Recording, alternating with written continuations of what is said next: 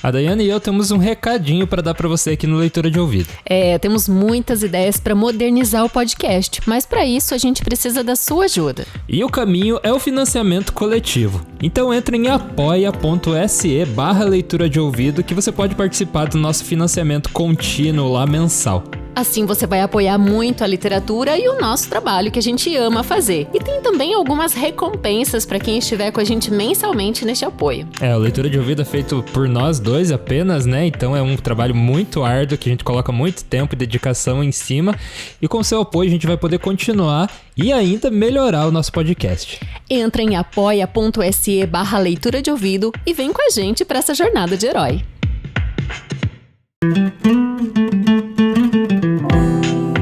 Bem-vindo ao Leitura de Ouvido, o podcast que transforma linhas em ondas sonoras. Eu sou o Lucas. Eu sou a Dayana. E o episódio de hoje é O Ovo de Cristal, de H.G. Wells. O patriarca da investigação espacial, criador da Guerra dos Mundos, o Homem Invisível, a Máquina do Tempo, chega ao Leitura de Ouvido.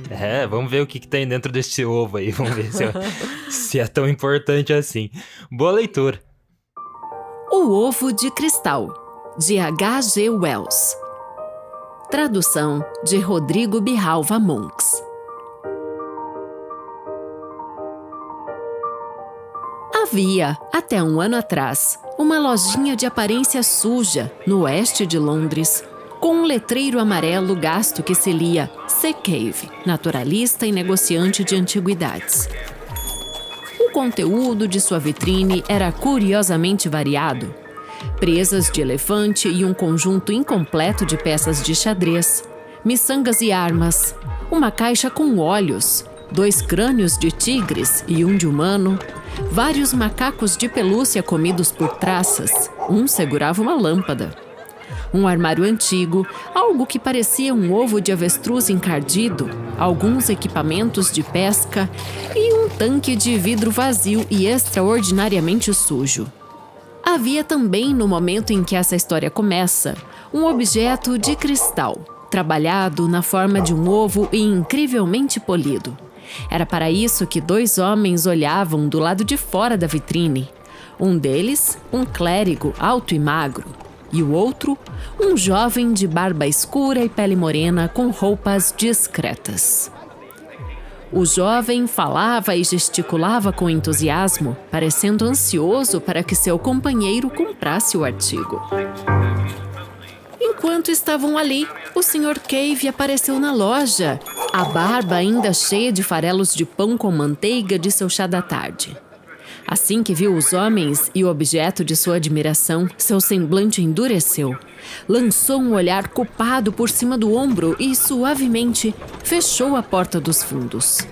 Ele era um homem pequeno e velho, de rosto pálido e olhos peculiarmente azuis.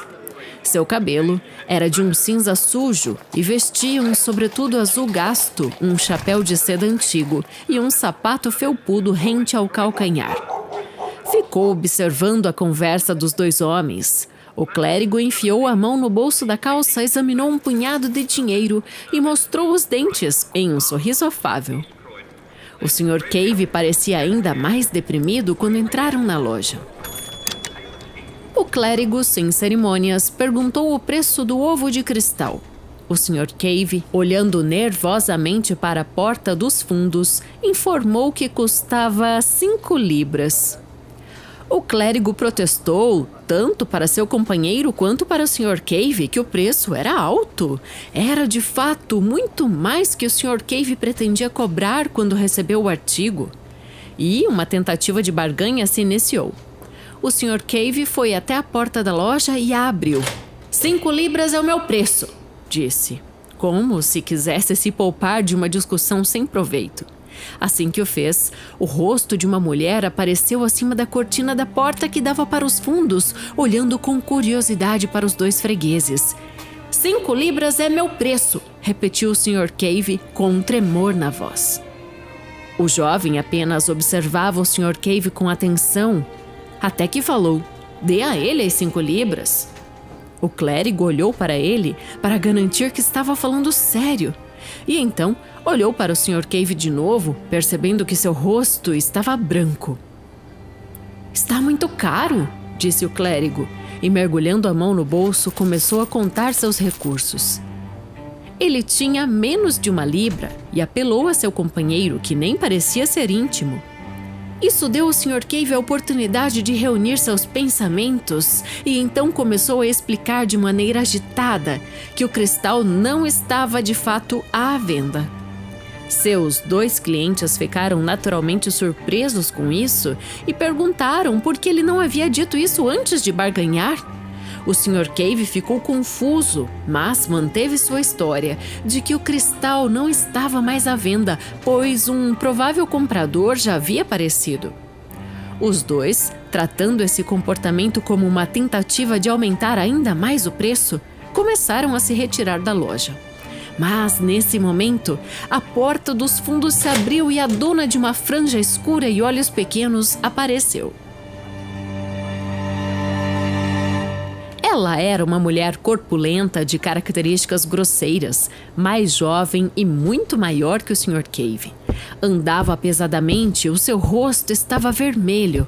"Esse cristal está à venda", ela disse, "e 5 libras é um preço bom o suficiente. Não sei o que está pensando, Cave, ao recusar a oferta dos cavalheiros." O Sr. Cave, muito perturbado pela interrupção, olhou para ela furiosamente por cima dos aros dos óculos e, sem muita confiança, afirmou seu direito de gerenciar seus negócios à sua maneira. Uma discussão se iniciou. Os 2 fregueses assistiram à cena com interesse e alguma diversão, ocasionalmente ajudando a Sra. Cave com sugestões. O Sr. Cave duramente insistiu em uma confusa e impossível história de que haviam perguntado pelo cristal naquela manhã, e sua agitação se tornou dolorosa. Mas ele manteve seu argumento com extraordinária persistência. Foi o jovem oriental que acabou com a curiosa controvérsia. Ele propôs que voltassem no prazo de 2 dias, dando assim ao suposto interessado uma chance justa. "E então devemos insistir", disse o clérigo, 5 libras. A Sra. Cave tomou a iniciativa de pedir desculpas pelo marido, explicando que ele, às vezes, era um pouco esquisito. E assim que os clientes saíram, o casal iniciou uma discussão sobre o incidente. A Sra. Cave falou com o marido com singular franqueza. O pobre homem, tremendo de emoção, se embaralhava entre as histórias, sustentando por um lado que havia outro cliente em vista e por outro que o cristal valia de fato umas 10 libras. "E por que pediu 5? Disse a esposa. "Deixe-me gerenciar meus negócios à minha maneira", repetiu o Sr. Cave. Ele vivia com os 2 filhos de sua esposa e no jantar daquela noite a transação voltou a ser discutida. Nenhum deles tinha uma boa opinião sobre os métodos de negócio do Sr. Cave e a sua última ação parecia uma loucura culminante. "Eu acho que ele já se recusou a vender esse cristal antes", disse o enteado, um garoto desajeitado de 18 anos. "Mais 5 libras", disse a enteada, uma jovem argumentativa de 26. As respostas do Sr. Cave eram miseráveis.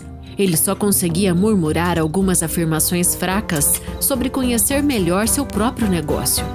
Eles o fizeram largar o jantar pela metade e sair para a loja com os ouvidos em chamas e lágrimas de irritação por trás dos óculos. Por que ele deixou o cristal na vitrine por tanto tempo? Que tolice! Essa era a maior preocupação em sua mente. Por um momento, não via como escapar da venda.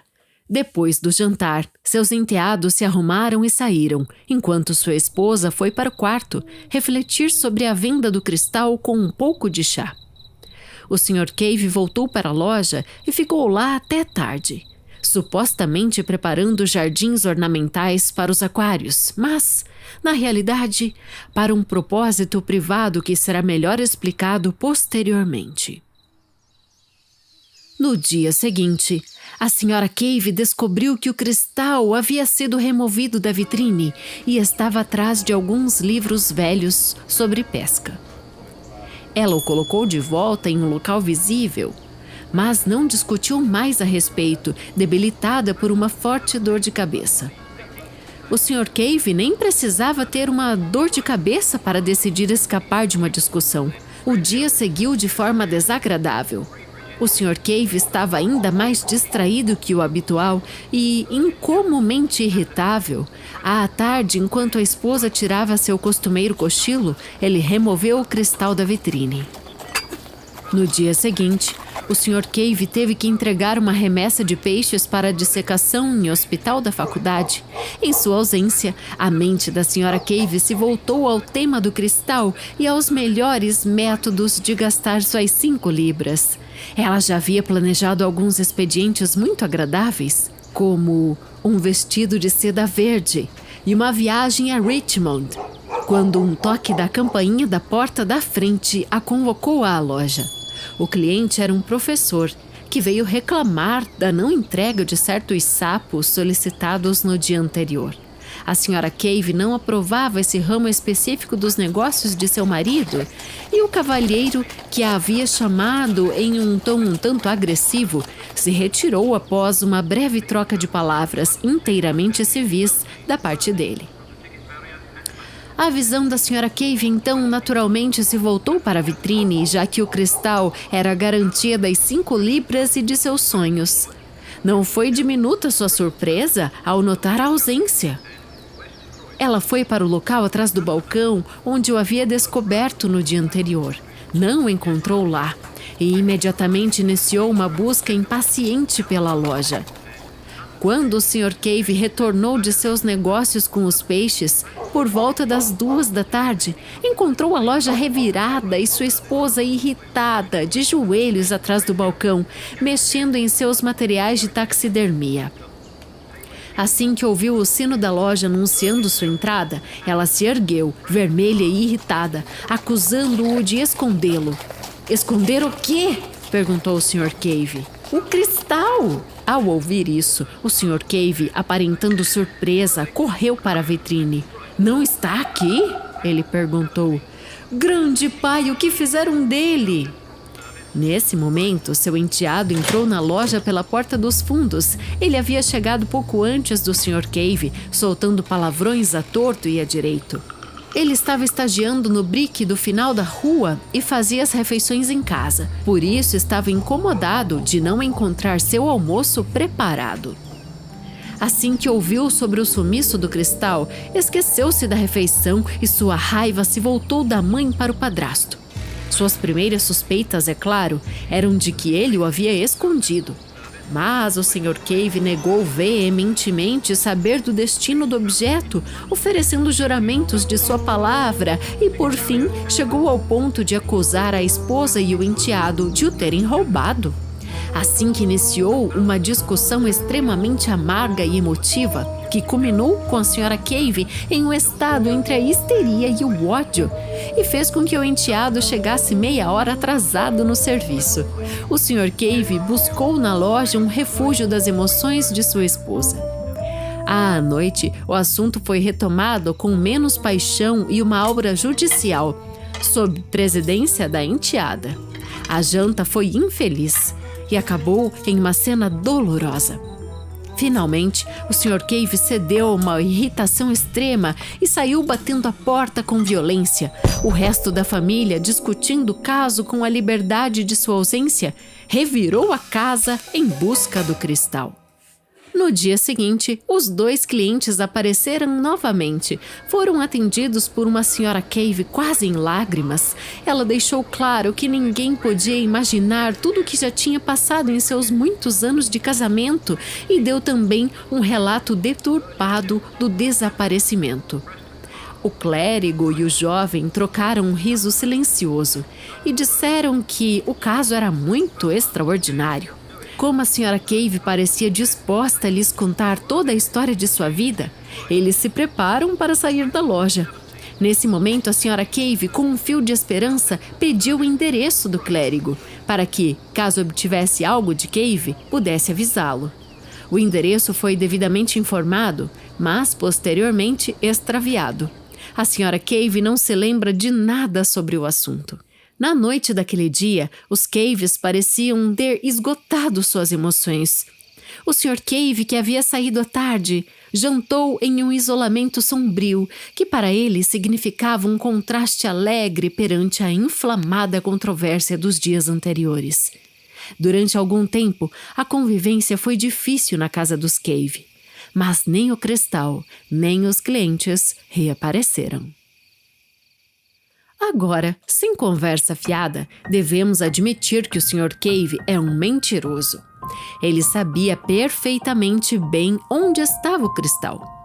Estava em um aparador, parcialmente coberto por um pano de veludo preto, ao lado de uma garrafa de uísque americano, nos aposentos do Sr. Jacob Weiss, professor no Hospital St. Catherine, na rua Westbourne. Vem do Sr. Weiss, inclusive, as informações sobre as quais essa narrativa se baseia. Cave havia levado o cristal para o hospital dentro da sacola dos peixes e pressionou o jovem professor a guardá-lo para ele. O Sr. Weiss, a princípio, teve dúvidas. Sua relação com Cave era peculiar. Ele gostava de personalidades incomuns e havia mais de uma vez convidado o velho para fumar e beber em seus aposentos, buscando entender suas visões bastante divertidas sobre a vida em geral e sobre sua esposa em particular. O Sr. Weiss havia encontrado a Sra. Cave também nas ocasiões que o Sr. Cave não podia atendê-lo. Ele conhecia a constante interferência a qual Cave estava sujeito e, depois de ponderar a história judicialmente, decidiu dar um refúgio ao cristal. O Sr. Cave prometeu explicar melhor as razões de sua afeição pelo cristal em outro momento, mas falou claramente de ter visões nele. Ele ligou para o Sr. Weiss na mesma noite. E então contou uma história complicada. O cristal, disse ele, chegou à sua posse com alguns objetos estranhos em uma venda casada de outro negociante de curiosidades. Sem saber qual seria seu valor, colocou o preço em menos de 1 libra. Ele ficou na vitrine por alguns meses e Cave estava pensando em reduzir o valor quando fez uma descoberta singular.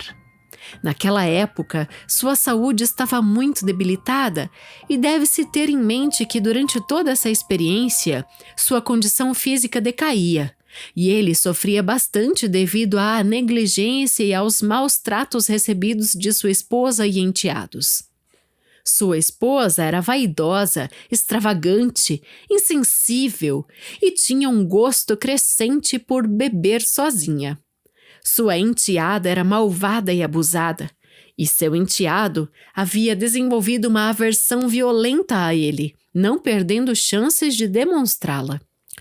As exigências de seu negócio o pressionavam, e ao Sr. Weiss parecia que ele não estava livre do ocasional abuso de substâncias. Cave havia iniciado sua vida em uma posição confortável e era um homem de aceitável educação, mas sofria por semanas a fio de melancolia e insônia. Com medo de perturbar a família, escapulia silenciosamente do lado de sua esposa quando os pensamentos se tornavam intoleráveis e passeava pela casa. Por volta das 3 da manhã de um dia de agosto, o acaso o levou à loja. O lugarzinho sujo estava incrivelmente escuro, exceto por um ponto onde se percebia um brilho incomum de luz. Ao se aproximar, ele descobriu ser o ovo de cristal que estava no canto do balcão próximo à vitrine. Um raio de luz fino atingia uma fenda nas persianas, colidindo com o objeto e preenchendo todo o seu interior. O Sr. Cave percebeu que isso não estava de acordo com as leis da óptica que conhecia desde a juventude. Ele compreendia que a luz poderia ser refratada pelo cristal e focalizada em seu interior, mas essa difusão abalou suas concepções da física. Aproximou-se do cristal, olhando-o e contornando-o, com um passageiro renascimento da curiosidade científica que havia, na juventude, determinado sua escolha profissional. Ficou surpreso ao descobrir que a luz não era estável, mas se contorcia na substância do ovo como se aquele objeto fosse uma esfera oca de algum vapor luminoso. Movendo-se para obter pontos de vista diferentes, de repente descobriu que havia se colocado entre o raio de luz e o cristal, e ele continuava luminoso. Atônito, o tirou do lugar e levou ao canto mais escuro da loja.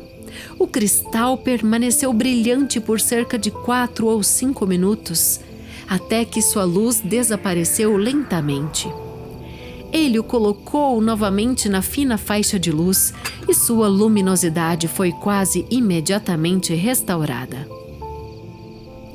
Até tal ponto, ao menos, o Sr. Wace foi capaz de confirmar a notável história do Sr. Cave. Ele mesmo havia repetidamente posto o cristal sob um raio de luz que tinha o diâmetro menor do que 1 milímetro. E numa perfeita escuridão, como a produzida por um embrulho de veludo, o cristal aparentava estar, sem dúvida, levemente fosforescente. Parecia, contudo, que a luminosidade era de um tipo excepcional, que não era igualmente visível a todos os olhos. O Sr. Herbiner, cujo nome pode ser familiar ao leitor científico, por sua conexão ao Instituto Pasteur, não conseguia enxergar luz alguma. E a própria capacidade do Sr. Wace de apreciar o fenômeno estava fora de comparação à do Sr. Cave. Mesmo para o Sr. Cave, o poder variava consideravelmente. Sua visão era mais vívida durante estados de extrema fraqueza e fadiga. Desde o princípio, a luz do cristal exercia um curioso fascínio sobre o Sr. Cave. E é representativo da solidão de sua alma o fato de que preferiu não contar sobre suas curiosas observações a ser humano algum.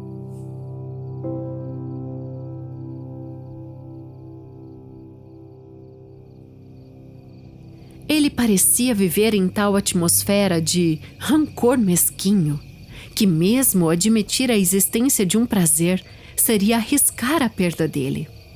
Percebeu que, à medida que o amanhecer avançava, aumentava a quantidade de luz difusa e o cristal se tornava aparentemente não luminoso. Durante algum tempo, não conseguiu ver nada, exceto à noite, nos cantos escuros de sua loja.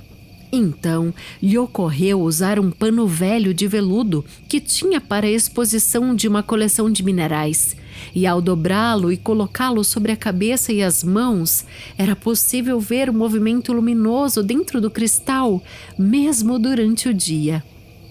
Ele foi muito cauteloso para que não fosse descoberto pela esposa e praticou essa ocupação apenas à tarde, enquanto ela dormia no andar de cima.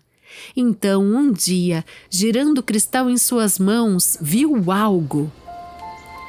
Foi como um lampejo, logo desaparecendo, mas deu-lhe a impressão de, por um momento, ver um campo amplo e estranho. Ao movê-lo novamente, teve a mesma visão. A partir desse ponto, seria entediante e desnecessário explorar todas as fases da descoberta do Sr. Cave. Basta dizer que o efeito tinha sido esse: o cristal, colocado em um ângulo de 137 graus em relação à direção do raio iluminador, deu uma imagem clara e consistente de um campo peculiar. Não era como um sonho, produzia uma impressão definitiva da realidade, e quanto melhor a luz, mais real e sólida parecia. Era uma imagem em movimento, isto é, certos objetos se moviam nela, mas lentamente e de maneira ordenada, como coisas reais, e conforme a direção da iluminação e da visão mudava, a imagem mudava também. Deve ter sido, de fato, como olhar através de uma janela ovalada, virando-a para ter diferentes perspectivas. As declarações do Sr. Cave, o Sr. Wace me garantiu, eram extremamente circunstanciais e totalmente livres de qualquer daquela qualidade emocional que oculta impressões alucinatórias. Mas devemos lembrar que todos os esforços do Sr. Wace em ver como semelhante clareza na fraca opalescência do cristal foram fracassados, por mais que tentasse. A diferença na intensidade das impressões tidas pelos dois homens foi muito grande, e é plausível pensar que o que era uma visão para o Sr. Cave fosse apenas uma nebulosidade turva para o Sr. Wace. A vista, como descrita pelo Sr. Cave, era invariavelmente de uma extensa planície, e ele parecia estar sempre olhando-a de uma altura considerável, como se de uma torre ou mastro. A leste e a oeste, a planície era delimitada a uma distância remota por vastos penhascos, que o lembrava de algo que ele já tinha visto em fotos, mas em quais fotos? O Sr. Wace não soube precisar. Estes penhascos passavam para norte e sul. Ele podia determinar os pontos cardeais pelas estrelas visíveis à noite, recuando em uma perspectiva quase ilimitada e desaparecendo nas brumas da distância antes de se encontrarem. Ele estava mais perto do conjunto de penhascos a leste. Na sua primeira visão, o sol estava nascendo sobre eles, e escuras sob a luz do sol e pálidas sob sua sombra, apareceram diversas formas que o Sr. Cave considerava serem pássaros. Uma vasta gama de edifícios estava espalhada abaixo dele. Parecia estar olhando-os de cima. Quando se aproximavam da borda borrada e refratada da imagem, ficavam indistintos. Havia também árvores de formas curiosas, de um verde musgoso e cinza delicado, ao longo de um canal largo e brilhante. Então, algo grande e de cores brilhantes voou pela imagem. Na primeira vez, o Sr. Cave viu essas imagens apenas em flashes, com suas mãos tremendo, a cabeça agitada e a visão indo e vindo, nebulosa e indistinta. A princípio, teve a maior dificuldade em encontrar a imagem novamente, uma vez perdida a direção. Sua próxima visão clara, que ocorreu cerca de uma semana após a primeira, o intervalo não produzindo nada além de vislumbres tentadores e uma experiência minimamente útil, mostrou-lhe a vista do vale.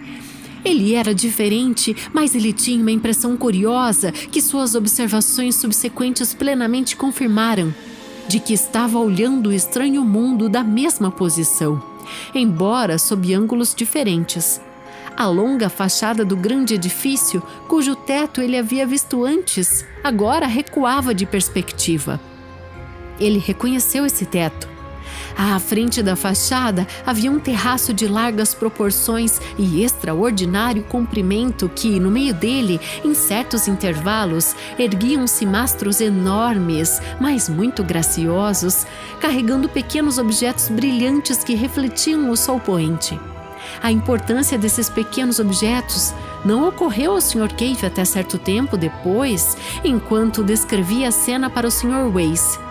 O terraço pendia sobre um bosque de vegetação graciosa, e além dela havia um amplo gramado no qual repousavam certas criaturas largas, na forma de besouros, mas incrivelmente maiores.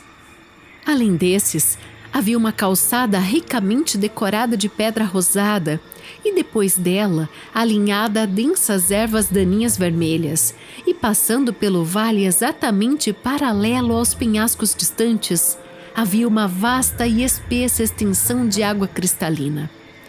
O céu parecia cheio de revoadas de pássaros, fazendo manobras em curvas imponentes.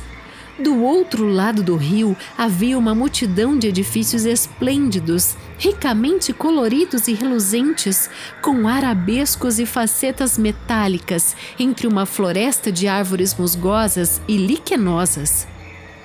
Subitamente, algo se agitou repetidas vezes na visão, como o bater de um leque ou de uma asa, ou um rosto, ou melhor, a parte superior de um rosto com olhos muito grandes, veio como se estivesse próximo dele ou do outro lado do cristal. O Sr. Cave ficou tão surpreso e estupefato com a realidade absoluta desses olhos, que afastou sua cabeça do cristal para olhar por trás dele. Ele estava tão absorto naquela visão que ficou bastante surpreso ao se encontrar na escuridão fria de sua lojinha, com o seu familiar odor de metil, mofo e decadência, Enquanto piscava, o cristal foi se apagando.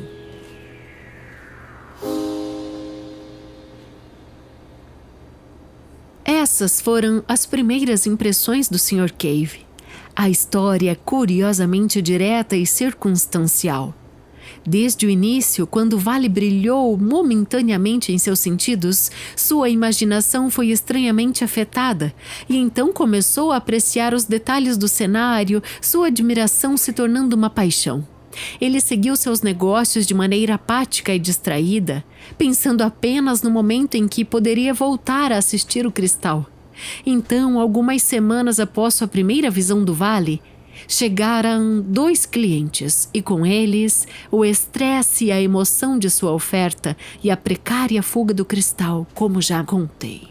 Agora, enquanto era o segredo do Sr. Cave, isso seguia como uma mera admiração, algo para se esgueirar secretamente e espiar, como uma criança espia um jardim proibido.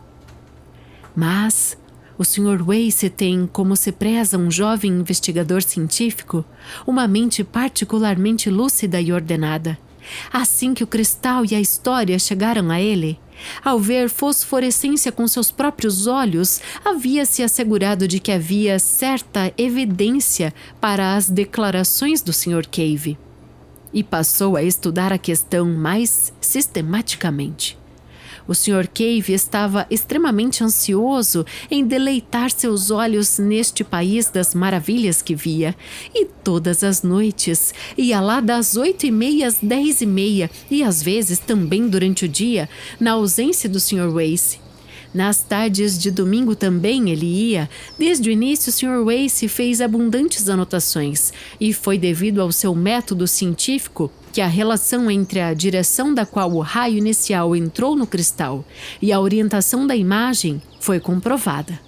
Ao cobrir o cristal com uma caixa perfurada apenas com uma pequena abertura e substituir o pano velho por persianas beges, ele melhorou consideravelmente as condições das observações, de forma que em pouco tempo ambos pudessem examinar o vale na direção que desejassem. Assim, tendo aberto o caminho, podemos dar uma breve descrição desse mundo visionário dentro do cristal. Tudo foi observado pelo Sr. Cave, e o método de trabalho era, invariavelmente, ele assistindo o cristal e reportando o que via, enquanto o Sr. Wace, que havia aprendido o truque de escrever no escuro enquanto estudante, anotava o relato resumidamente. Quando o cristal desvanecia, era posto em sua caixa no local adequado e a luz era ligada novamente. O Sr. Wace fazia perguntas e sugeria observações que esclarecessem pontos complicados. Nada, de fato, poderia ter sido menos visionário e direto ao ponto. A atenção do Sr. Cave havia rapidamente se direcionado às criaturas parecidas com pássaros que ele havia visto tão abundantemente em suas visões anteriores. Suas primeiras impressões foram então corrigidas e ele considerou por um tempo que poderiam ser uma espécie de urna de morcegos. Depois pensou, por mais grotesco que fosse, que poderiam ser querubins. Suas cabeças eram redondas e curiosamente humanas, e foram os olhos de um deles que o haviam assustado em sua segunda observação. Eles tinham asas largas e prateadas, sem penas, brilhantes como as escamas de um peixe e com a mesma coloração sutil destes. Essas asas não foram desenvolvidas como as de pássaros ou morcegos, como percebeu o Sr. Wace. Eram suportadas por costelas curvas que radiavam por todo o corpo.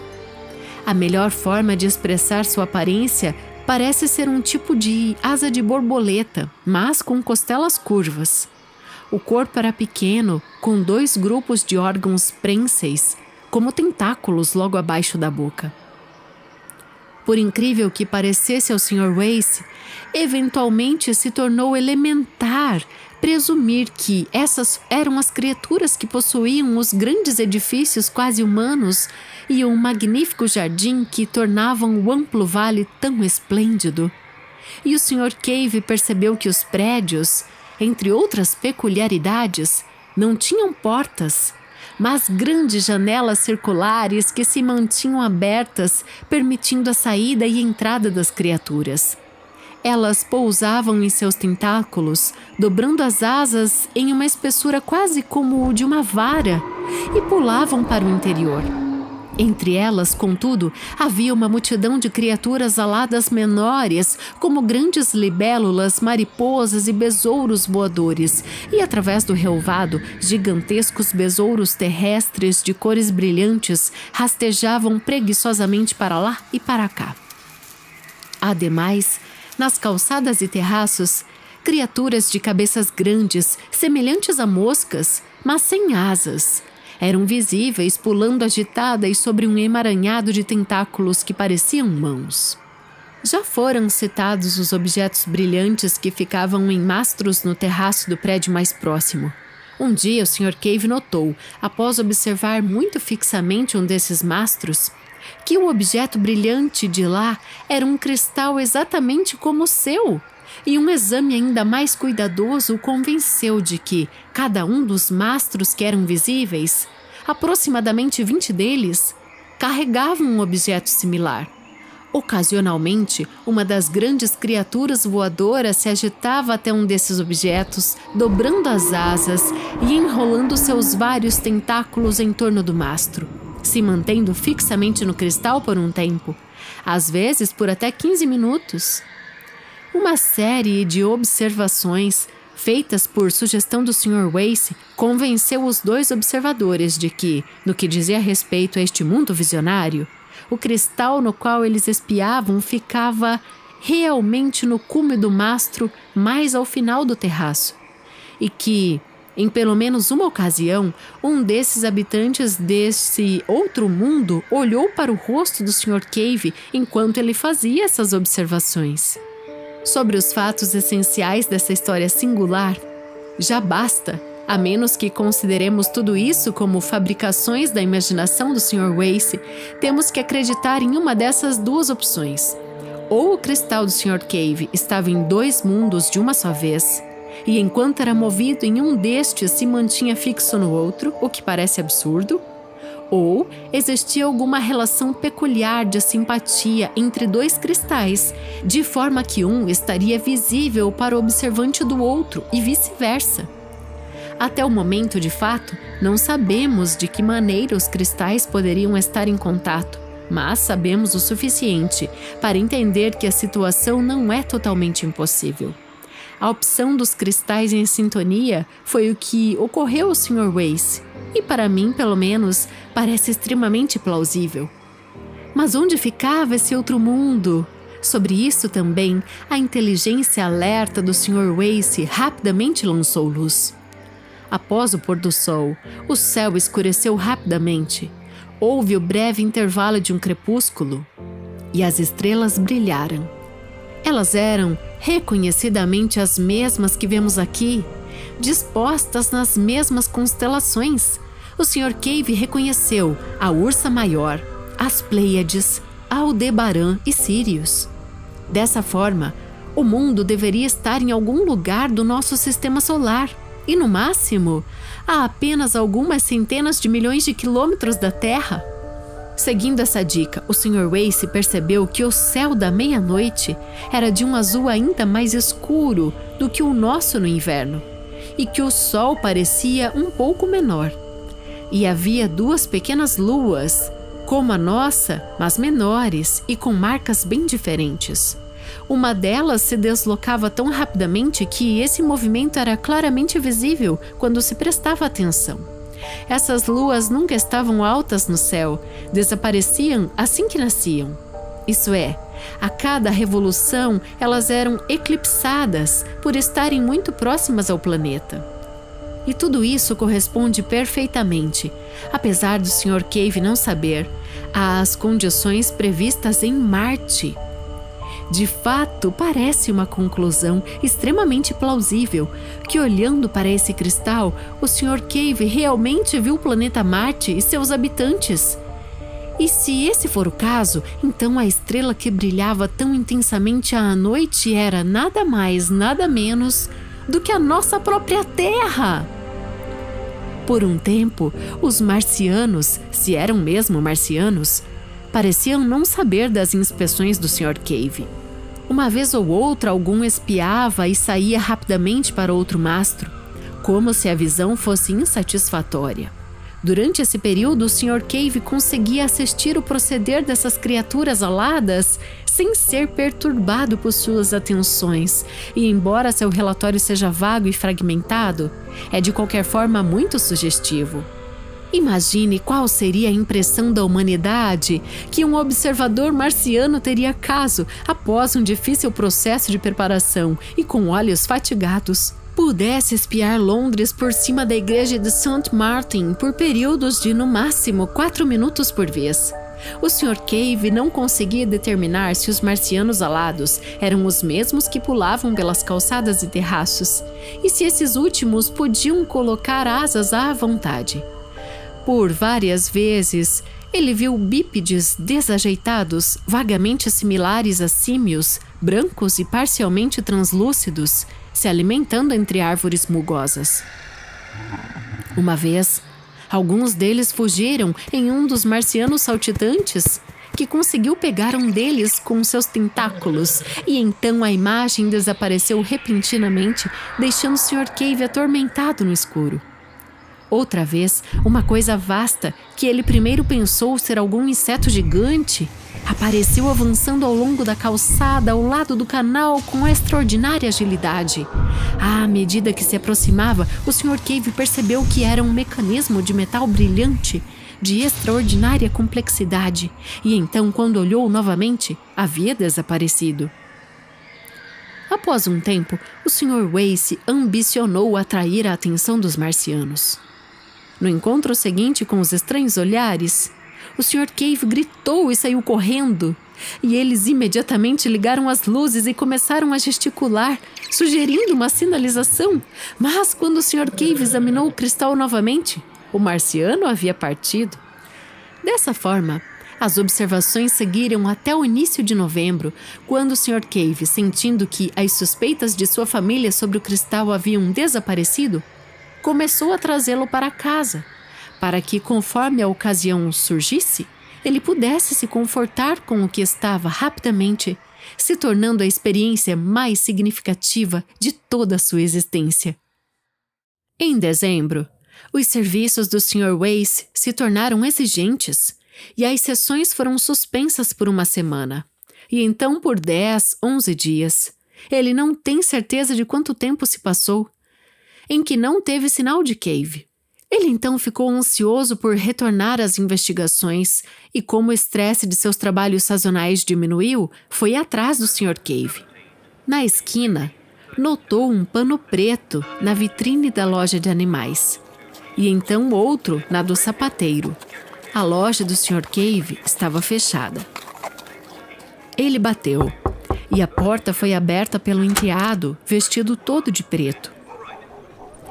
Ele imediatamente chamou a Sra. Cave, que estava, como o Sr. Wace não pôde deixar de notar, vestida com uma ampla vestimenta típica de uma viúva, em um modelo de baixa qualidade, mas imponente.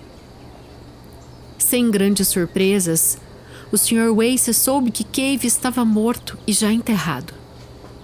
Ela estava chorando, com a voz um pouco rouca. Havia acabado de voltar do cemitério. Sua mente parecia ocupada com suas próprias ideias e os bondosos detalhes fúnebres. Mas o Sr. Wace conseguiu finalmente descobrir as particularidades da morte de Cave. Ele havia sido encontrado morto em sua loja no início da manhã do dia seguinte à sua última visita ao Sr. Wace, com o cristal preso em suas mãos geladas. Seu rosto era sorridente, disse a Sra. Cave. E o tecido de veludo dos minerais estava no chão aos seus pés. Ele devia estar morto há 5 ou 6 horas quando foi encontrado. Isso foi um grande choque a Wace, que começou a se censurar amargamente por ter negligenciado os sintomas evidentes da debilitada saúde do velho. Mas seu pensamento mais urgente era o cristal. Ele buscou abordar o tópico com cautela, pois conhecia as peculiaridades da Sra. Cave. ficou estupefato ao descobrir que havia sido vendido. O primeiro impulso dela, assim que o corpo do marido foi levado para o andar de cima, foi escrever para o clérigo louco que havia oferecido 5 libras pelo cristal, o informando de seu restabelecimento. Mas, após uma busca incessante acompanhada pela filha, convenceram-se de que havia perdido o endereço. Como não dispunham dos recursos necessários para enterrar Cave da forma elaborada que a dignidade de um habitante do seu bairro exigia, elas apelaram a um comerciante amigável de outro bairro. Ele gentilmente assumiu uma parte do estoque por um preço justo. O valor foi definido por ele mesmo, e o ovo de cristal estava incluído em um de seus lotes. O Sr. Wace, após prestar as condolências adequadas, talvez de forma meio descuidada, correu para a loja do outro comerciante, mas lá descobriu que o ovo de cristal já havia sido vendido a um homem negro e alto vestido de cinza. É nesse ponto que os fatos dessa história curiosa, e para mim pelo menos muito sugestiva, chegam a um abrupto final.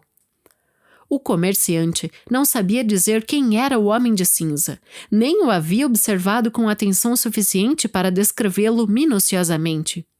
Ele nem sabia para que lado a pessoa foi depois de deixar a loja. Por um tempo, o Sr. Wace permaneceu lá, testando a paciência do negociante com perguntas sem esperança, exalando sua própria frustração. E, finalmente, percebendo que tudo havia desaparecido de suas mãos, ele voltou a seus aposentos um pouco surpreso de encontrar suas anotações ainda tangíveis e visíveis sob sua mesa desarrumada. Seu aborrecimento e decepção eram, naturalmente, enormes. Ele fez uma segunda ligação, igualmente ineficaz, ao comerciante, e recorreu a anúncios em jornais que costumam ser lidos por colecionadores de quinquilharias. Escreveu também cartas ao Daily Chronicle e à Netre, mas ambos periódicos, suspeitando de uma farsa, pediram que reconsiderasse sua ação antes de serem impressos, e ele foi aconselhado de que tão estranha história, infelizmente tão carente de evidências comprobatórias, poderia manchar sua reputação de pesquisador. Além disso, as demandas de seu trabalho de fato eram urgentes. Assim, depois de mais ou menos um mês, exceto pelo lembrete ocasional a alguns revendedores, ele relutamente abandonou a busca pelo ovo de cristal. E até hoje, seu destino permanece desconhecido. Ele me conta, contudo, eu consigo acreditar, que por vezes tem surtos de entusiasmo nos quais abandona suas ocupações mais urgentes e retoma a busca.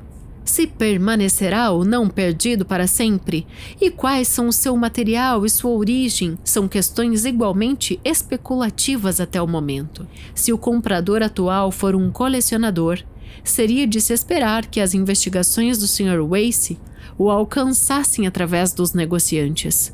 Ele conseguiu encontrar o clérigo e o oriental do Sr. Cave. Ninguém menos que o reverendo James Parker e o jovem príncipe de Bosokane, em Java. Eu sou grato a eles por certos detalhes. A motivação do príncipe era simplesmente curiosidade e extravagância. Estava tão ávido pelo negócio porque Cave estava tão estranhamente relutante em vendê-lo. É possível que a atual compra fosse apenas uma casualidade, não sendo por um colecionador, e que o ovo de cristal possa, para todos os fins, estar nesse momento a uma quadra de mim, decorando uma sala ou servindo como peso de papel, com sua incrível função desconhecida. De fato, é em parte por essa possibilidade que eu desenvolvi essa narrativa de forma que possa ser lida por um comum leitor de ficção. Minhas próprias opiniões sobre o fato são praticamente idênticas às do Sr. Wace. Acredito que o cristal estava em um mastro de Marte e que o ovo de cristal do Sr. Cave, de alguma forma até o momento inexplicável, era conectado a ele. E ambos acreditamos que o cristal da Terra deve ter sido, possivelmente em algum passado remoto, enviado daquele planeta de forma a dar aos marcianos uma visão das nossas ações. Possivelmente, os outros cristais nos mastros também estejam no nosso globo. Nenhuma teoria sobre alucinações explica suficientemente os fatos.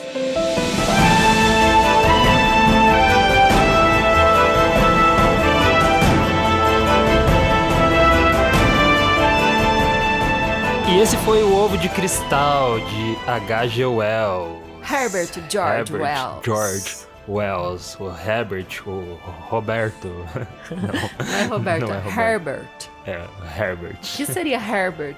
Tipo, sei a Heriberto, tradução talvez. Heriberto no Brasil, eu acho. Uhum. Tá bom, então. Eu já conheci um Heriberto, Não quando sei porque estudava fica... também A estudava. gente sempre fica traduzindo, né? O Edgar. Aí o George é Jorge mesmo, né? O Jorge é o Jorge. Mas vamos ao que interessa. O Ovo de Cristal de H.G. Wells, então, é o pai um dos pais, né, da ficção científica ali, junto com o Júlio Verne, com a Mary Shelley. Chamam eles de Santíssima Trindade da ficção científica. Exatamente. Amazing. Muito bacana. E ele te leva, né, pra esse mundo, e é muito inerente, assim, aos contos do Wells acontecer isso de ter essa primeira ambientação, né? E daí depois ele começar a mostrar esses elementos que vem meio de surpresa, assim, né? Você não tá esperando o que vai vir do outro lado, ele vai revelando algumas coisas, igual isso é muito palpável na Máquina do Tempo, né? Que no primeiro romance dele, né, um dos mais famosos, A Máquina do Tempo. Eu lembro que quando você leu há alguns anos, você não parava de me comentar coisa. Tipo porque chato. Os Horlicks... Tipo, Horlicks, né? Recém-convertido, né? Qualquer nossa, coisa. porque tal coisa, blá, blá, blá. Nossa, legal. Mas é muito, muito legal que ele vai introduzindo, assim, aos poucos, esses pequenos mistérios, né? E você vai tentando deduzir... mas, né, quando chega o que tá acontecendo mesmo, nesse caso, era uma visão de Marte que eles tinham, né? Daí vem aquela surpresa, porque às vezes não é algo que você tá esperando. Na Máquina do Tempo é isso mais elevado ainda, porque você não tá esperando lá que aquilo vai acontecer. Eu posso falar? Pode, a gente tá aqui pra isso, né? Spoiler. Né, que ele chega no ano de 800 e não sei quantos mil lá, um ano muito, muito longínquo, que é bem interessante, porque a maioria dos filmes que a gente vê, né, de futuro, assim, eles vão para o ano de 2001, né? Não vai tão longe, assim. Daí o De Volta pro Futuro também não vai tão longe, até a gente já passou o ano do De Volta pro Futuro, né, qualquer. Mas esse do H.G. Wells vai pra muito longe, né? E lá tem essas pessoas totalmente pacíficas, assim, e felizes, que depois ele descobre que são, entre aspas, ali o gado, né? Dos Warlocks que vivem no subterrâneo e sobem só pra comer. Agora você falou certo o nome. Desculpa aí, leitor de ouvido, que eu falei errado. Então, fechando os parênteses, né? Eu vejo que aqui nesse Ovo de Cristal, ele também vai introduzindo pequenas coisas, né? Vai mostrando os edifícios, a vegetação, e você fica tentando, será que é o futuro? Será que é isso, né? Daí ele revela que é Marte.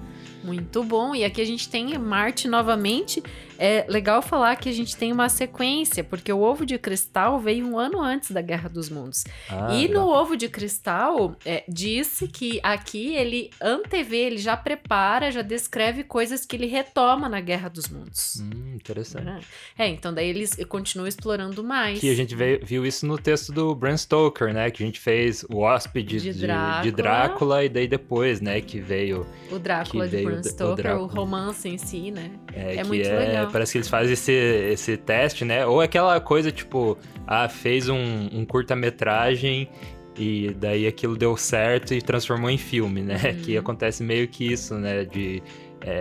O Guerra dos Mundos é considerado um romance, assim? Sim. É considerado, né? Um romance. Claro. Porque ele é um romance curtinho. Mas ter isso de ter esse teste primeiro, né? Aqui como um conto e depois vir como uma obra mas eu não maior. vou usar o termo reciclar, porque na verdade não é isso que acontece. Porque ele expande reinventado. Muito, né? Mas o que acontece, até em escritores que eu já entrevistei, eles dizem assim, que o personagem, quando ele surge na cabeça, ele continua vivendo na sua cabeça. Então eles desenvolvem o texto, a história, E eles continuam depois. A própria, né? Vou falar aqui da Maria Valéria Rezende de novo. Né? A gente tem a Irene e o Sagui, que aparecem em umas 3 ou 4 histórias, em contos e romances diferentes, né? Que é a prostituta Irene, que é o grande romance que ela protagonista é o Voo da Agora Vermelha, né? Mas tem outros contos, sim, que tem essa história do Sagui. O autor, ele dá vida, né, pros personagens e esses personagens dão vazão, assim, a diversas coisas que não refletem a opinião do autor, mas ganham vida por si só, né? Eu acho isso maravilhoso, porque passa a fazer parte da vida do leitor, né? A gente acompanha, de certa forma, o crescimento daquele personagem, né? As coisas pelas quais ele passou, e isso é muito legal. E aqui, em Ovo de Cristal, a gente tem um personagem... Eu fiquei com dó do Sr. Cave. Eu fiquei, assim... zoado ali. Não é bem dó a palavra, mas, na verdade, assim, a gente vê que é um homem sofrido, desacreditado da família, né? A família não trata ele bem, ele tem enteados e a mulher que é mais nova que ele, então parece que não existe uma sintonia ali.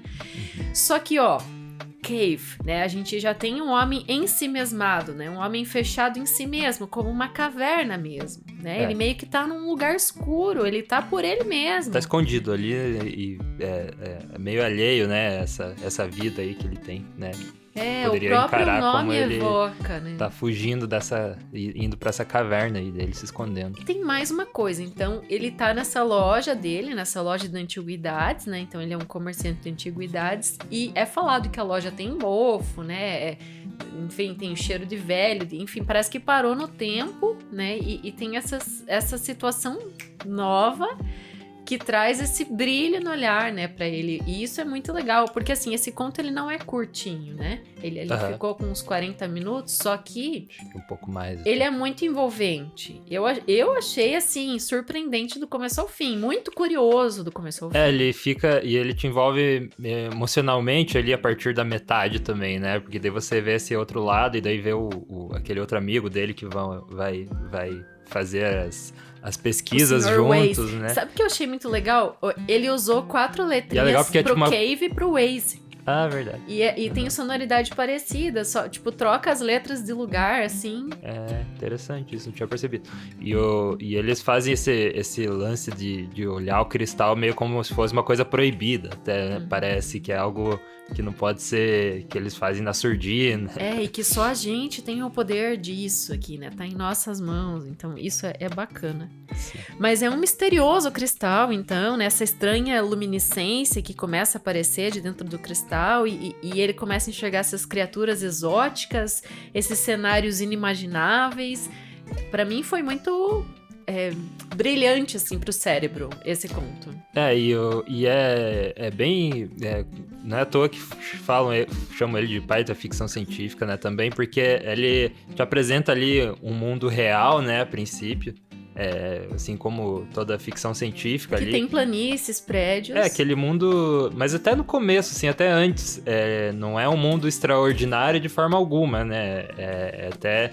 Fala, você bem colocou ali da loja, né, que tinha mofo, estava abandonado e tudo mais, e é aquele mundo ordinário, com pessoas ordinárias, né, e ele introduz esse elemento, assim, de ficção científica, e de certa forma tenta provar aquilo dentro do mundo real mesmo. Então isso que é muito interessante da ficção científica. Na Máquina do Tempo ele faz isso com mais especificidade. Obrigado. E assim como o Júlio Verne, né, nos livros dele. E ele faz essas análises mais profundas. Aqui ele introduz de certa forma, mas é aquela história, né, de você introduzir um conceito maluco, assim, que nesse caso é Marte, e você até fazer o leitor crer, né, que aquilo de certa forma tem o seu fundo de realidade, né? Então é muito legal isso que a ficção científica faz, né, de introduzir essa ficção, assim, e tentar provar por fatos científicos aquilo, né, como certo, como real. E isso é muito forte no Guerra dos Mundos, né? Que a gente já vai chegar. A gente já vai chegar na biografia e também vai justificar uma coisa em relação a isso que você acabou de falar, que é muito interessante. Mas essa história, ela é terceirizada. Por que dizer assim? Isso? Porque é narrado por um terceiro, né? Que está contando o que o Sr. Wace contou pra ele. né? O professor. Então, foi o Ace que contou. Então, a visão de uma terceira pessoa, e é um narrador inominado. Em nenhum momento ele fala, eu sou fulano de tal, eu vou contar a história. Não, ele só começa a contar. E, no meio da história, ele fala que o Cave é mentiroso, porque ele sabia onde o ovo estava, ou seja, ele estava com o Sr. Waste lá na prateleira tal, coberto de tal forma. E ele vai, então... Quando ele fala que ele é mentiroso, a gente já percebe que esse narrador, mesmo sendo de terceira pessoa, né, ele não viveu aquilo junto, mas é um narrador onisciente, ele sabia o que estava acontecendo, tanto é que ele julga o protagonista da história, né, o protagonista morre, assim. Muito interessante, eu não tinha parado pra pensar, você Sim. como escritora, né, já deve ficar prestando atenção nesses tipos de coisa, né, é o fulano que tá narrando, é essa pessoa, tá. Mas eu não tinha percebido que era alguém de fora, de certa forma eu internalizei até como se fosse o próprio autor, sabe, falando com o leitor diretamente, né, mas... É bem interessante esse jeito de colocar esse narrador de fora. Porque o autor, ele sempre cria um personagem pra narrar, né? Nunca o próprio autor narrando, né? Tanto Sim, é que sim. é muito legal.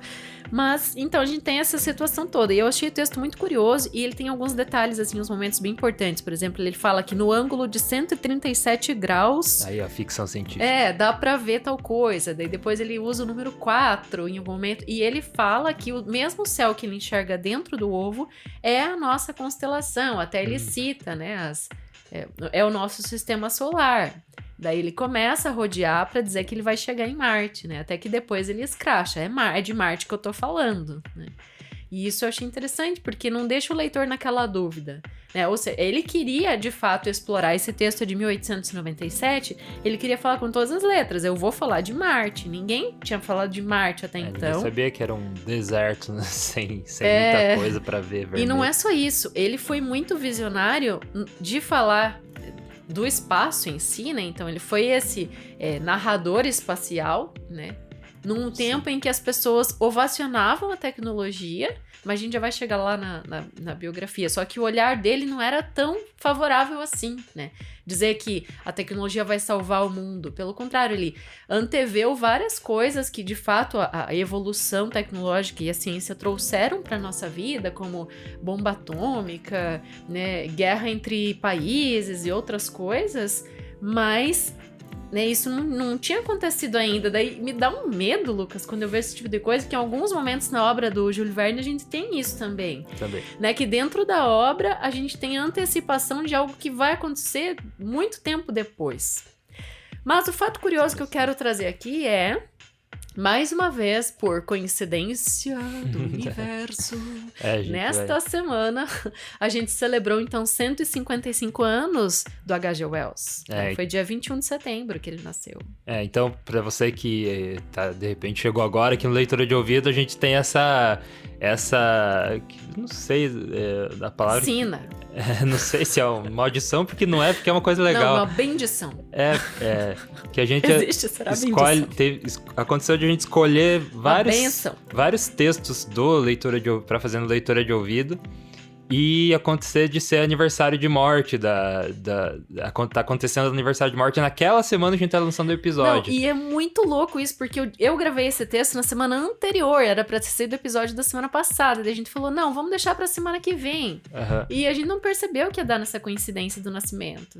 Então é uma homenagem. Tem isso, a gente não combina, coisas que acontecem, e a gente vai compilar, né, por um episódio aí, todos que isso já aconteceu, né, pra gente provar aqui o que tá acontecendo, essa maluquice aí. Eu não sei a gente acontece. fez, então, 155 anos do nascimento do Orson Welles, e no mês passado, em agosto, a gente fez 75 anos da morte dele. Né? Então, ele viveu 79 anos, e é muito legal, porque a gente tá no ano dos 5, né, em relação a esse autor, assim, o ano do nascimento e da morte. Mas, então, ele tirava as ideias pros seus textos, do exagero e da extrapolação do seu tempo. Então, se ovacionava essa coisa da tecnologia, e dali ele pegava, só que ele coloca assim, tá tudo bem, mas de repente algo pode atacar a Terra, né? E isso vai fazer com que o ser humano enxergue formas diferentes de viver. Posso contar uma historinha, assim, bem... Eu tô falando bastante, né? Pode contar. Tô empolgada. Conte, você tem 30 segundos. Não, quando eu estudava jornalismo, eu fiquei muito empolgada quando a professora de radiojornalismo colocou Guerra dos Mundos pra gente ouvir. Então, o que aconteceu? O Wells... Você quer né? entrar na biografia do... Não, eu só quero falar isso, que o Orson Welles, né, que era um jovem radialista nesse 23 tempo... anos. Em 1938, então, ele dramatizou a Guerra dos Mundos nessa rádio nacional estadunidense. E... a galera ficou louca, já tá dando 30 segundos, e saiu pra rua, achando que realmente estavam sendo invadidos, né, por extraterrestres, né, que estavam sendo atacados. Então, isso a gente estuda em jornalismo, em comunicação social, e sempre vai estudar, nenhum jornalista vai se formar sem estudar isso, e é impressionante, porque a gente vê o poder da mídia acoplado, aquela palavra, à obra literária. Então, Então, você quer entrar nesse lance da Guerra deu dos os 30 Mundos aí? segundos. Fechei. Deu mais, mas enfim. Você quer entrar no Guerra dos Mundos, então vamos falar sobre esse impacto que teve? Pode falar. Então, a Guerra dos Mundos, né, foi essa organização deles pegarem esse texto do H.G. Wells e para o Orson Welles dramatizar, né? E isso aconteceu na estação da CBS, que é da Columbia, né? A Columbia era, até hoje, né, uma grande empresa da comunicação. E aconteceu na rádio da CBS. E ali ele até avisa no broadcasting original, se você entrar no YouTube você vai encontrar ali, ele até avisa no começo, assim, isso é uma dramatização feita pelo grupo de teatro Mercury, e etc. Então tem esse aviso, só que as pessoas, né, ligavam o rádio e o ouvinte que liga o rádio depois, faz o quê? E ali tem, acho que é 1 hora de broadcasting, mais ou menos. E daí eles intercalavam com música do Chopin, e daí colocavam músicas no meio e tal. Só que, assim, o veículo de comunicação que tinha era o rádio, né? Então as pessoas escutavam todas as notícias dela pelo rádio e tudo mais. Daí, de repente, entra um cara ali, parecendo realmente o repórter da época, atuando como um repórter mesmo. E falando que no interior de Nova Jersey caiu um meteoro e começou a sair, né? Começou a sair os tripods, né? Que eram aqueles seres gigantescos, né? Que são assim os monstros, né? Ali da Guerra dos Mundos.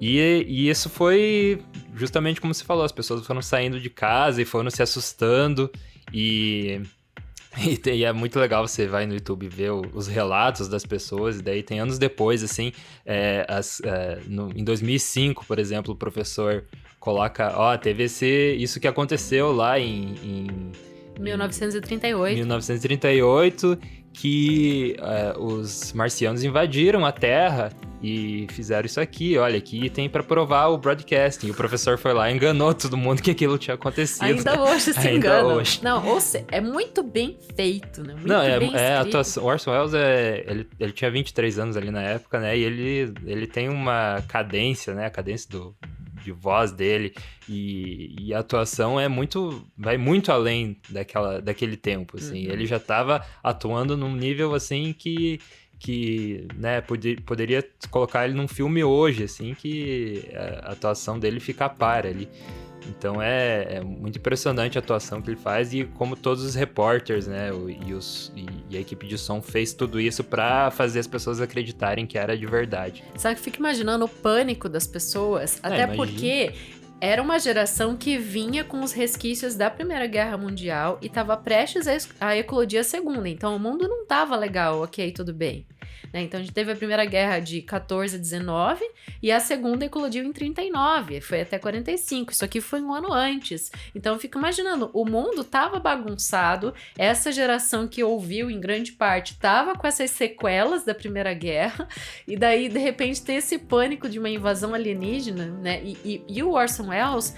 O Orson não, o H.G. Wells, é muito fácil confundir, né? O sobrenome é bem Mesmo parecido, sobrenome. Só que do Orson tem um E a mais antes do S, né? Eles... Esqueci o que eu ia falar. Você tá falando da Guerra dos Mundos. Tava falando. Quis falar da letrinha, né? Diferente.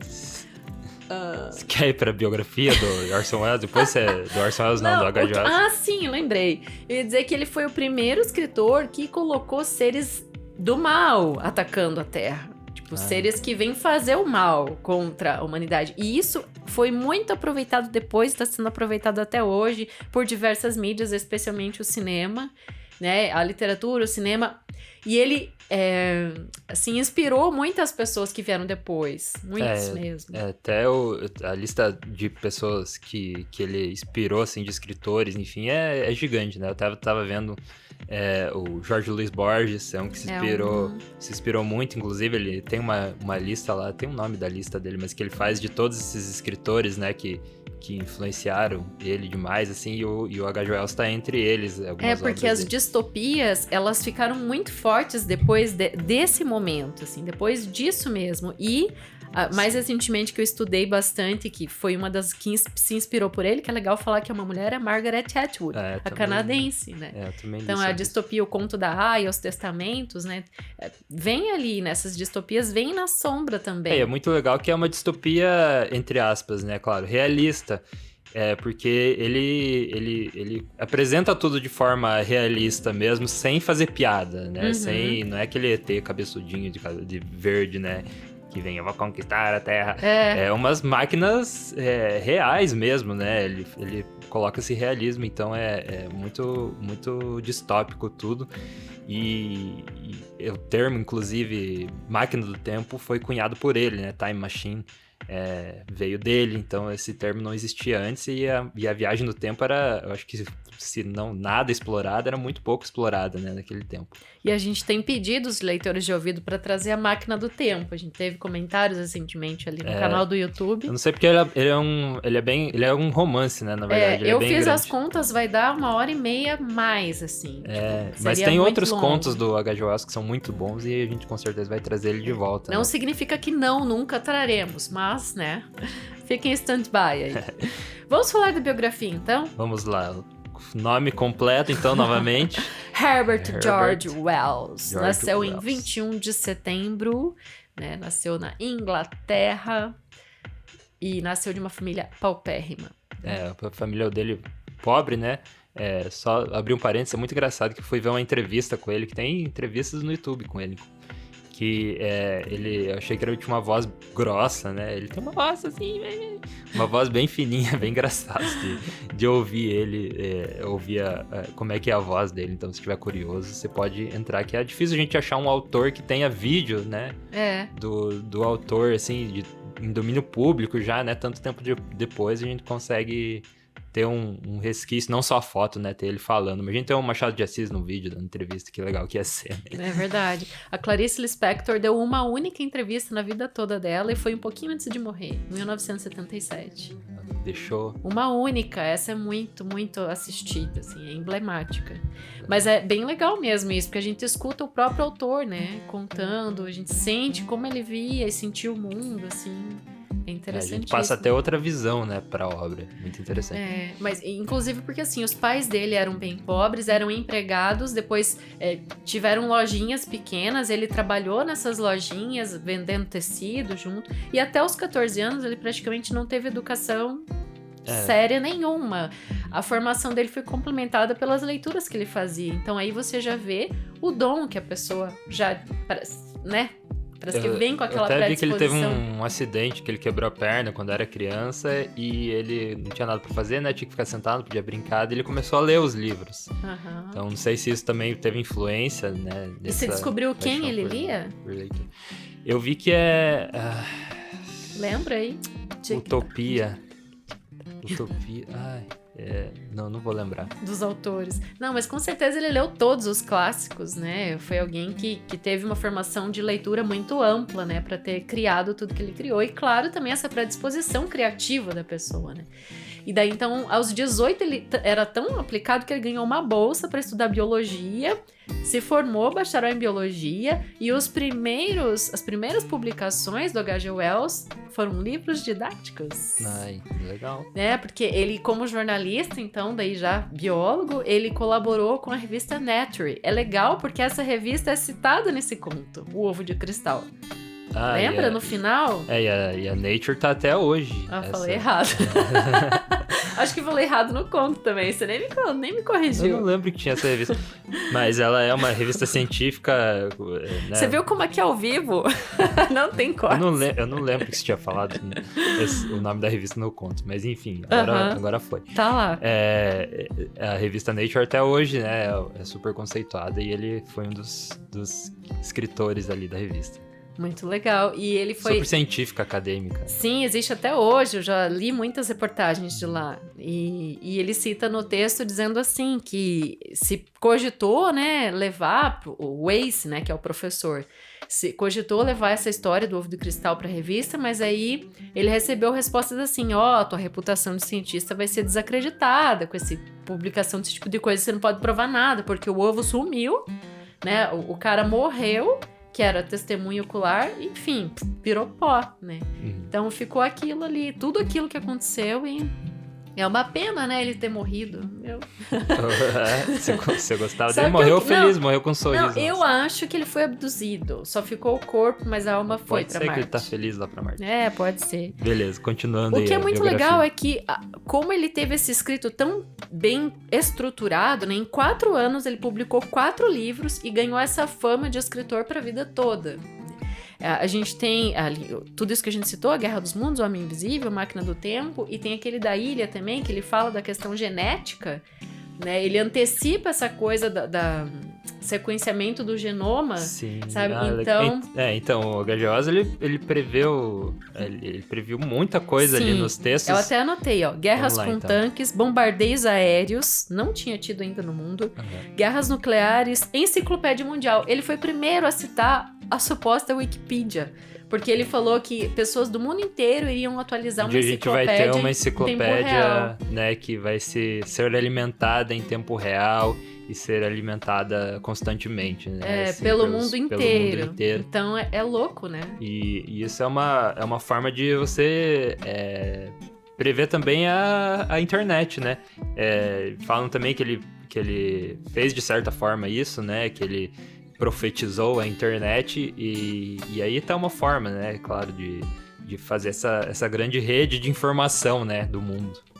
E ele também foi pioneiro nesse tom pessimista, assim, enquanto o mundo inteiro, tecnologia, ciência, vai salvar a humanidade. Daqui a pouco vem um artigo que o H.G. Wells previu as dancinhas de TikTok. Um dia pessoas dançarão para as outras assistirem. Então, ele não era assim... tecnologia e ciência, ele mostrava o outro lado, isso aí pode se virar contra você, e ao ele fazer isso, ele fazia com que o ser humano olhasse para o humano, isso é muito legal, é a grande mensagem, o legado da vida dele, um deles é esse, né, de dizer que a humanidade pode viver melhor se preservar o próprio ser humano. Então... bem legal. Muito bacana. Eu adorei. Você quer trazer mais coisas? Não, é isso mesmo. E eu tô olhando o cronômetro, falta 1 minuto pra terminar. Não, eu ia dizer isso, ia dizer que ao ele fazer isso, a gente volta à ideia da gênese, que é o ovo. E a gente tá aqui com o ovo de cristal. Então, tchan. Quem veio primeiro? O ovo? Ou a galinha? De cristal ou a galinha de cristal? Quem que botou esse ovo de cristal? Deve ter sido uma galinha de Marte. Viu, mas eu acho que você vai ter que parar e pôr pra gravar de novo. Não, tem 1 minuto ainda, a gente consegue terminar em 1 minuto. Então nós temos os nossos apoiadores aqui do Leitura de Ouvido. Se você quiser ser um dos nossos apoiadores, você pode entrar em apoia.se/leitura de ouvido para nos apoiar e nos fazer crescer ainda mais, fazer esse podcast ir para muitas pessoas. A gente precisa muito de você, cada vez mais. Isso, compartilhe com todo mundo desse mundo. E um abraço para Anderson Luiz Fernandes, Bibiana Dana, Bruno Guedes com o Grupo Danco, Cristiane Bastos Cota, Cláudia Lubi, Denis Roberto da Silva Petuco, Kênia Garcia Bento Torquato, Letícia Lemos Grit, Lilian Rinert, Raimundo Gabino dos Santos, Rosângela Marquesi, Sérgio Rico da Luz, Silvia Schmidt e Zenilda Ribeiro. Obrigado, apoiadores do Leitura de Ouvido. Obrigado a você que está aqui com a gente até agora. E a gente te vê na próxima leitura. Ainda sobrou alguns segundos ali. Vamos ficar falando até terminar. 10 segundos. Vamos ficar falando até terminar. Não, é muito importante realmente. apoia.se/leitura de ouvido. Sua vida vai mudar quando você estiver com a gente. Aí, agora acabou.